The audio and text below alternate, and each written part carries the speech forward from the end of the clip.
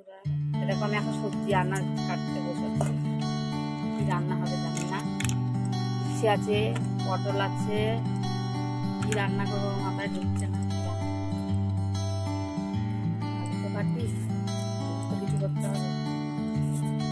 আলু ছাড়া খাবোই পাচ্ছি, সব কিছুতেই তো আলু লাগে।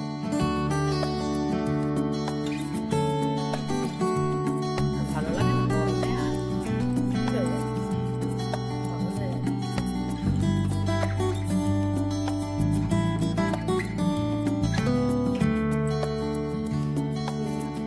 ডাল করবো টমেটো দিয়ে, আলু আলু সেদ্ধ করবো, উচ্ছে ভাজবো, পটল ভাজবো।